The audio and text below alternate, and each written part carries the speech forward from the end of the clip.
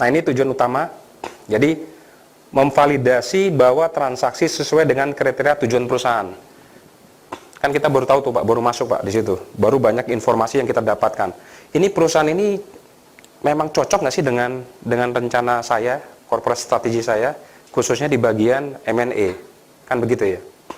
Mungkin kan kalau kita dapat datanya terbatas, kita nggak tahu persis apakah dia cocok apa enggak. Tapi ketika kita sudah didi, nah kita yakini di sini, ini cocok nggak dengan kita? Seperti itu. Nah seringkali Pak ini kalau kita nggak kuat di corporate planningnya, corporate strateginya, ini dicocok-cocokin nanti. Hati-hati, ya. Kan udah apa ya? Bapak jadi ketua tim atau Bapak jadi anggota tim akuisisi. Bapak sudah masuk nih ke perusahaan segitu. Kan nggak mungkin Bapak balik badan tuh, ya kan?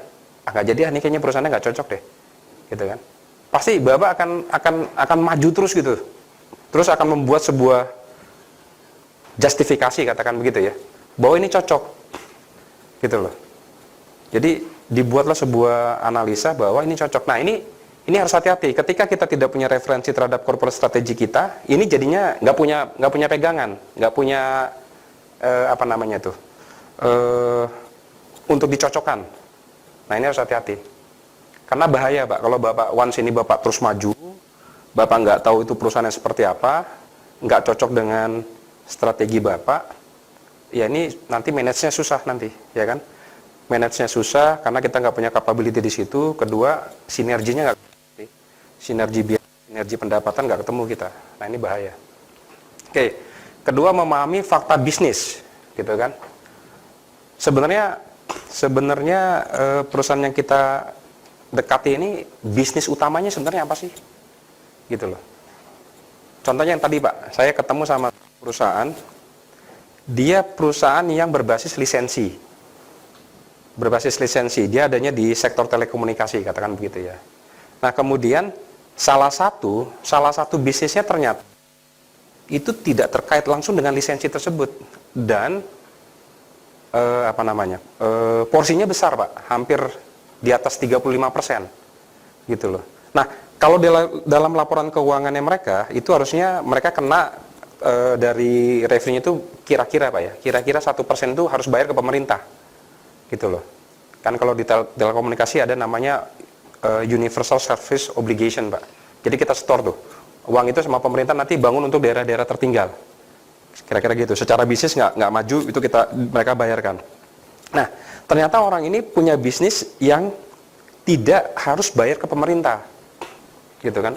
Ternyata kok 35% nggak itu ya bisnisnya ya, gitu loh. Nanti kita jadi baru tahu nih.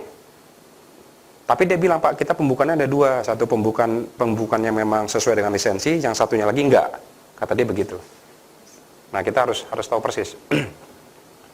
Kemudian, ini, membangun kepercayaan dan keterbukaan kedua belah pihak. Artinya begini, Pak. Ini gimana ya, kalau posisi mobil itu kadang-kadang kan kita pada posisi yang, nanya gitu kan, nekan gitu kan. Kemudian biasalah, kalau ada sedikit lobang, langsung kita tekan terus dia kan, supaya nanti pada akhirnya harganya turun gitu kan. Tetapi ingat, kalau memang perusahaan itu nanti akan menjadi bagian dari grup kita, manajemen pun dan karyawan akan menjadi bagian dari grup kita, harus hati-hati.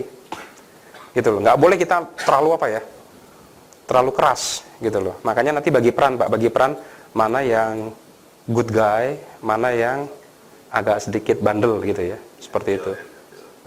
Naughty, bad guy, kan gitu kan. Dan hati-hati, manajemen juga sebaiknya membatasi diri masuk ke level ini. Karena kalau top manajemen masuk gitu Pak ya, nanti kalau sudah hubungannya nggak bagus, repot nanti kan. Kira-kira begitu Pak ya. Nah ini dia. Ini kemudian mengidentifikasi faktor yang menghambat kesepakatan. Kita tahu kok, kadang-kadang manajemennya sendiri itu yang mempersulit. Dan ingat Pak, ini kejadian Pak, waktu saya di luar, waktu kita mau akuisisi, yang menghambat itu Pak adalah accountant-nya dia malah Pak, gitu loh. Kenapa? Ternyata ini family business, bisa dibilang dia tidak terlalu memahami tata kelola akuntansinya perusahaan. Nah, ketika accountant-nya ketika kita minta datanya gitu kan, data perusahaan itu kan Dia bilang, oh ya nanti accountant saya yang ngasih datanya. Nah ternyata dia tahu itu Pak, bagaimana dia selama ini berperilaku tuh. Dia worry jadinya, worry dia, gitu loh. Nah accountantnya yang mempersulit Pak, kadang-kadang seperti itu. Nah ini harus hati-hati. Jadi ada deal breaker Pak, ada pihak-pihak yang memang sulit lah gitu loh. Nah ini harus hati-hati. Mungkin serikat karyawan misalnya gitu Pak ya. Walaupun kita mungkin di awalnya belum ketemu, tetapi bisa jadi di pertengahan, di akhir proses kita ketemu sama mereka. Serikat karyawan kan biasanya kan juga apa namanya? Dia kan merasa jangan nih perusahaannya jangan dijual kemana-mana kan gitu. Maksudnya dijual gitu loh Pak. Dijualnya itu yang dirasakan. Tapi sebenarnya menjual itu bagian dari strategi, misalnya membesarkan perusahaan kan dia nggak tahu tuh. Kemudian mendapatkan nilai valuasi Pak. Untuk negosiasi harga pasti ya, karena dari laporan keuangan kan kita dapat ya Pak ya. Dari laporan keuangan kita dapat, kemudian kita bisa lakukan perhitungan, kita lakukan benchmark dengan industri, kita lakukan benchmark dengan transaksi sebelumnya, kita dapat valuasi. Nah biasanya valuasi itu Pak ada beberapa ini nih, beberapa di awalnya beberapa apa ya namanya ya, range. Pertama berdasarkan hitungan DCF kita. Kedua berdasarkan previous transaksi, ketiga berdasarkan apa dasar perhitungan kita, sehingga nanti ketemu tuh Pak, oh ternyata irisannya harganya adanya di sini, bandnya kelihatan Pak, gitu loh. Nah angka itu yang nanti kita bawa nanti ke manajemen.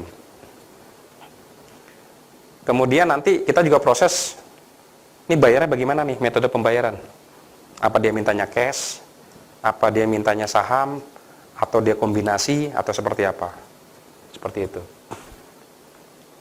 Ini resiko keuangan, kadang-kadang belum bayar pajak tuh Pak, hati-hati Pak. Pajak mereka belum bayarkan. Nah, sehingga nanti harus di shareholder agreement-nya, bukan, di sales purchase agreement-nya, SPA-nya, itu Bapak harus masukkan klausul mengatakan bahwa jika ada kewajiban-kewajiban, gitu kan, itu harusnya ditanggung dia. Siapa dia itu? Si pemilik lama. Bukan perusahaannya, kalau perusahaan kan udah punya kita nanti Pak, udah kita beli. Pemilik lama nanti. Ini kondisi fisik nih Pak ya, tadi tuh masalah legal juga Pak. Ngakunya punya gedung, ngakunya punya pabrik, ngakunya punya aset, mobil dan lain-lain. Mana barangnya? Kita sampling lah, kira-kira begitu.